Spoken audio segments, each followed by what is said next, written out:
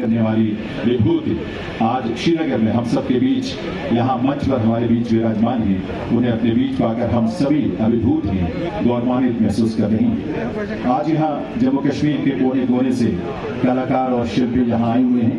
कला क्षेत्र की विभूतियाँ यहाँ हैं, प्रशासनिक क्षेत्र की विभूतियाँ यहाँ उपस्थित हैं। हम सब के लिए बड़े गर्व की बात है माननीय केंद्रीय गृह और सहकारिता मंत्री महोदय की गरिमामयी उपस्थिति प्रशासन की तरफ से और यहाँ उपस्थित सभी कलाकारों की तरफ से माननीय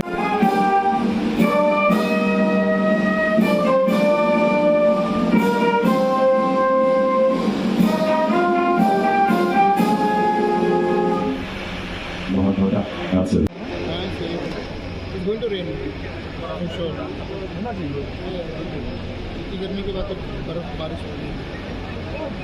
35-36 जा रहा है ना। हाँ, मुझे लगता है 10 मिनट में ये लाइन में देख लिया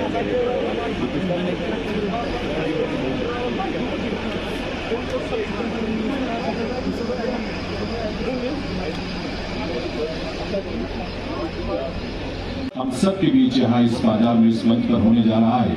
ये सौभाग्य भरी घड़ी है हम सब के लिए, ये जम्मू कश्मीर के लोगों के लिए और यहाँ के कलाकारों के लिए बहुत बड़े गर्व की बात है। आइए हम सब अपने अपने स्थान पर खड़े हों और खड़े होकर करतल ध्वनि के साथ, जिसने हजारों साल से कश्मीर के अंदर अनेक प्रकार की संस्कृति के मिलन के स्थल बनने का इसको सौभाग्य प्राप्त है। यही झेलम ने आदि शंकर को भी देखा है। यही झेलम ने यहाँ पर अनेक प्रकार की संस्कृति के मिलन की साक्षी बनी।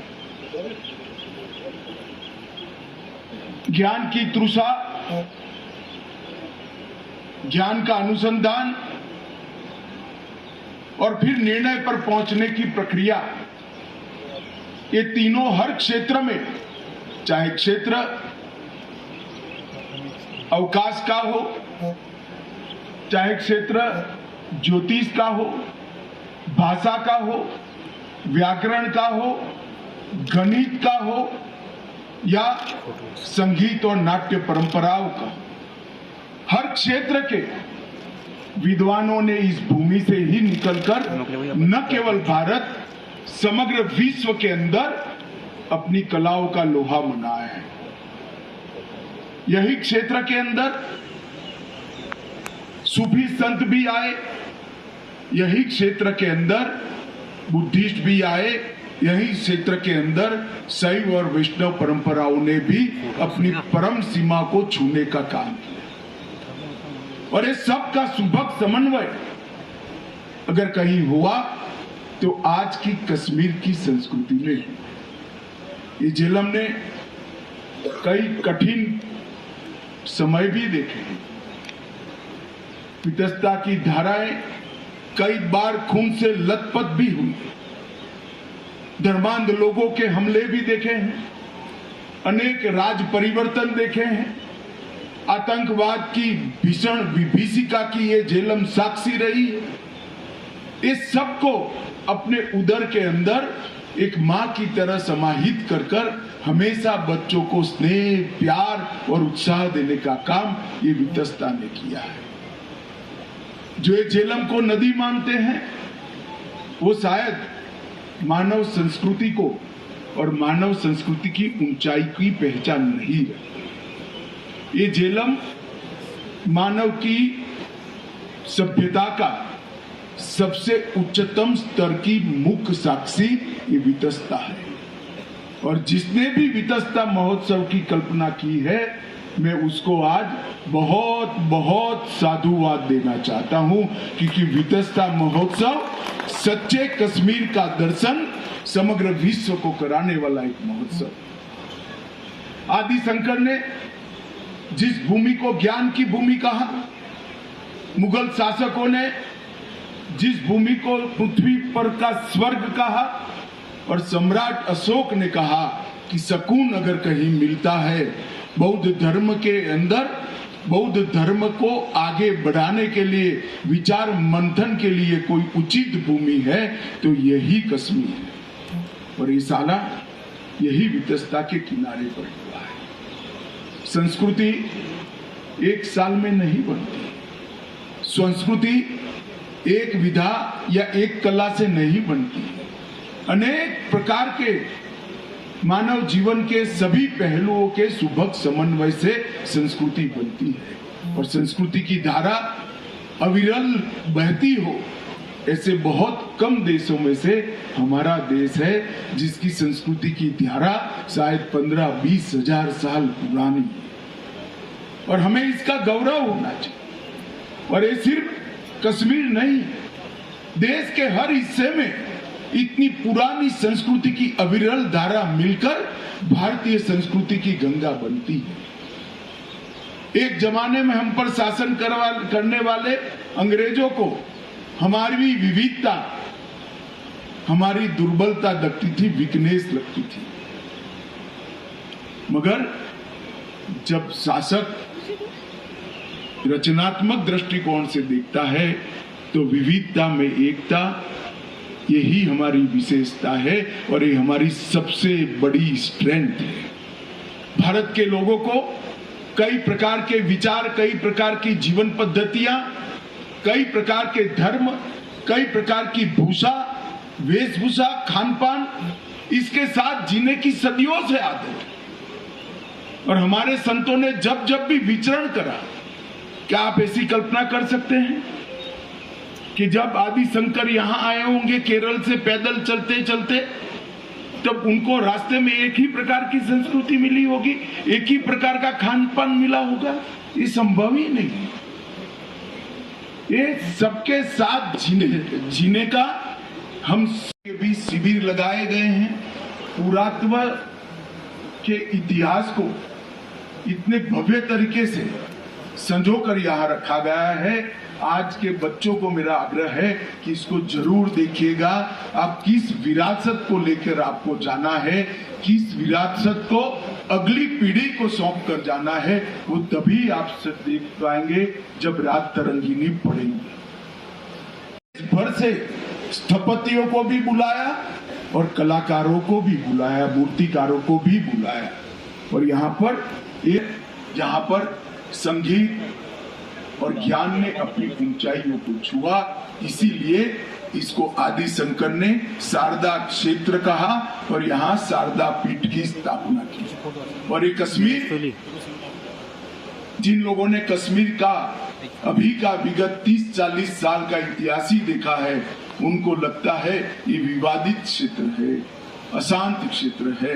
मगर कश्मीर ने ढेर सारे रक्तपातों को अपने अंदर हजम कर कर अमर लौ की तरह आगे बढ़ना ये कश्मीर का स्वभाव है। और आज देखिए, जिस कश्मीर में कुछ साल पहले 40,000 से ज्यादा लोग आतंकवाद की बलि चढ़ गए, वही कश्मीर आज वितस्ता महोत्सव के माध्यम से कलाओं को समन्वय कर कर आगे बढ़ता है। और मित्रों, युवाओं को भी कहना है, जिन लोगों ने भी आपके हाथ में पत्थर और हथियार पकड़ाए, इन्होंने आपका भला नहीं किया है।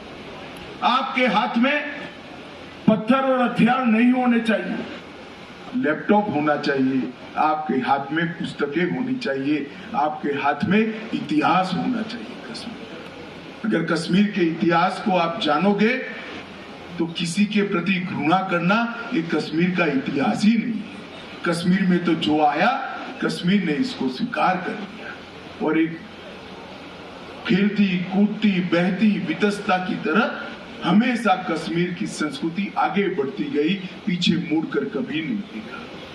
मगर हम जब समय अच्छा आता है, क्यों पीछे मुड़कर देखें? तो आज धारा 370 को मोदी जी ने हटाने के बाद यहाँ पर शांति है, यहाँ पर विकास के नए नए आयाम गढ़े जा रहे हैं, यहाँ पर उच्च शिक्षा के संस्थान आ रहे हैं, यहाँ पर इंडस्ट्री लग रही है, यहाँ पर पंचायती राज को स्थापित कर दिया गया है, यहाँ पर अनेक प्रकार के एडमिनिस्ट्रेटिव रिफॉर्म्स को बिना किसी विरोध के जमीन पर उतारने का काम हो गया है और अब कश्मीर को आगे देखना है। उस वक्त ये वितस्ता महोत्सव का बहुत बड़ा